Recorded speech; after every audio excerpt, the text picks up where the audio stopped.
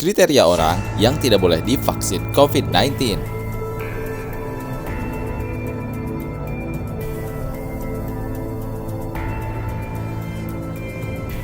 Pemerintah secara resmi mulai melakukan program vaksinasi COVID-19.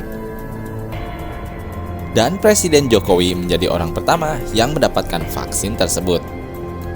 Melansir laman Satgas COVID-19, secara umum, vaksin bekerja dengan merangsang pembentukan kekebalan tubuh secara spesifik terhadap bakteri atau virus penyebab penyakit tertentu. Sehingga apabila terpapar, seseorang akan bisa terhindar dari penularan ataupun sakit berat akibat penyakit tersebut. Dengan kata lain, seseorang yang sudah divaksin bukan berarti 100% kebal terhadap COVID-19. Masih ada kemungkinan seseorang dapat terinfeksi COVID-19.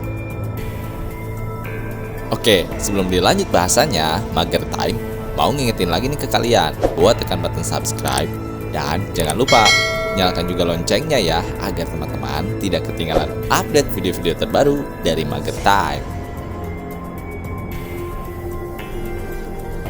Hanya saja mereka yang sudah mendapatkan vaksin COVID-19 jika terinfeksi virus corona jenis baru, maka tingkat keparahannya tak separah mereka yang tak mendapatkan vaksin COVID-19.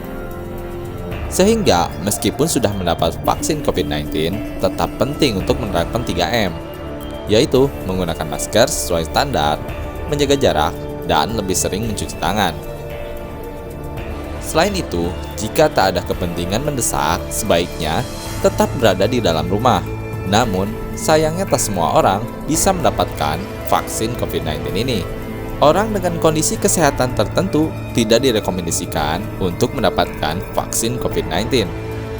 Beberapa waktu lalu, melalui surat resminya, Perhimpunan Dokter Spesialis Penyakit Dalam Indonesia juga telah merekomendasikan kondisi kesehatan tertentu yang tak boleh mendapatkan vaksin COVID-19.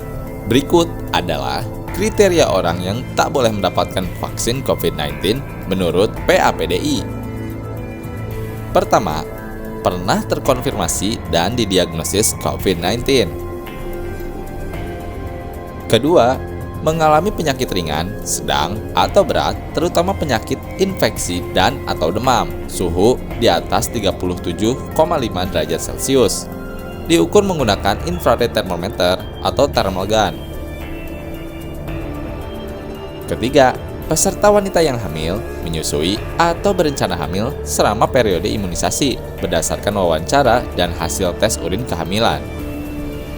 Keempat, memiliki riwayat alergi berat terhadap vaksin atau komposisi dalam vaksin dan reaksi alergi terhadap vaksin yang parah seperti kemerahan, sesak napas, dan bengkak.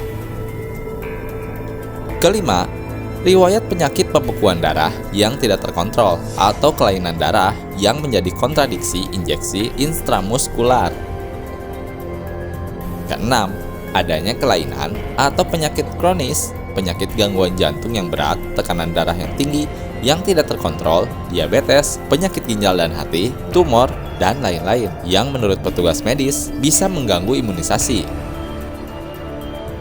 Ketujuh, subjek yang memiliki riwayat penyakit gangguan sistem imun seperti respon imun rendah atau subjek yang pada 4 minggu terakhir sudah menerima terapi yang dapat mengganggu respon imun, misalnya imunoglobulin intravena, produk yang berasal dari darah, atau terapi obat kortikosteroid jangka panjang, lebih dari 2 minggu.